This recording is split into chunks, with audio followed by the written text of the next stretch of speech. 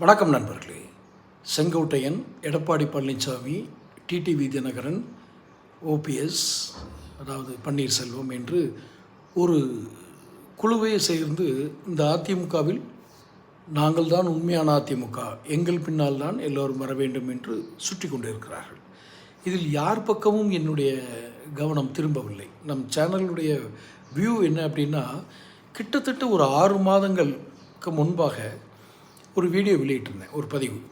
தயவு செய்து அதிமுகவை கலைத்து விடுங்கள்.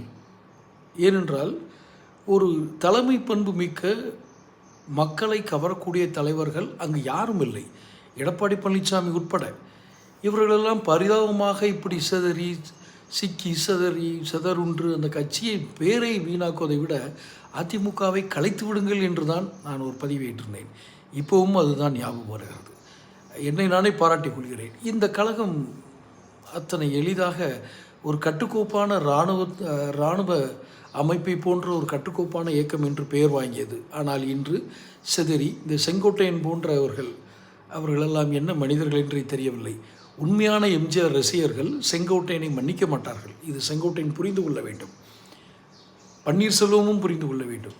டிடிவிக்கு புரிய வைக்க வேண்டிய அவசியம் இல்லை. அவர்களெல்லாம் எம்ஜிஆரை பார்த்து வந்தவர்கள் அல்ல.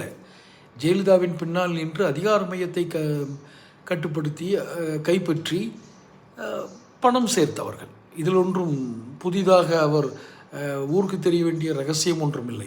சசிகலாவும் பிடித்தான், மொத்த குடும்பமும் உட்கார்ந்து அந்த ஆட்சியை நடத்தியவர்கள்.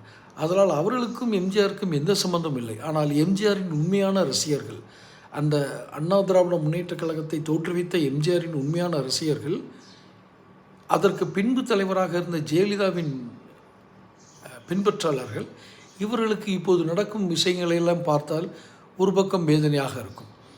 ஏன் வேதனை அளிக்கிறது என்றால், திமுக போன்ற ஒரு அராஜக ஆட்சியை அகற்ற வேண்டும் என்றால் வலிமையான ஒரு கட்சியை எதிர்த்து நிற்க வேண்டும். பாரதிய ஜனதா கட்சி தான் இதை பிளவுபடுத்துகிறது என்று வைத்துக் கொண்டாலும் கூட, அடிக்கடி நம் இந்தியாவில் நடக்கும் சில வன்முறை சம்பவங்களுக்கு, குண்டுவெடிப்புகளுக்கு பாகிஸ்தான் தான் காரணம் என்று ஒரேடியாக நாம் தள்ளிவிடுவோம். இங்கிருந்த தேசப்பற்று என்ன ஆனது? இங்கிருந்து அவர்கள் தேசப்பற்று இல்லாமல் எப்படி போனார்கள்? அவர்கள் எப்படி இங்கே வந்து தங்க முடியுது? ஒரு நாள் சோத்துக்கு வழி இல்லாமல் ரோட்டுக்கு போயிருக்கணும். பாகிஸ்தான் தீவிரவாதிகள் போல சாப்பிட்ருக்காங்க, குண்டு தயாரிச்சிருக்காங்க, எல்லாம் பண்ணியிருக்காங்க. அது வேறு விஷயம். அதுபோல் அதிமுகவை பிளப்பது பாஜக என்றால் அதிமுகவில் அத்தனை வலிமைதான் இருக்கிறது என்ற முடிவுக்கு தான் நாம் வர வேண்டி இருக்கிறது. இது எப்படி நியாயமாகும்? எம்ஜிஆரின் ரசிகர்கள் ஒருபோதும் செங்கோட்டையன் போன்ற ஒரு கோமாளிகளை மன்னிக்க மாட்டார்கள். தொடர்ந்து பேசுவோம்.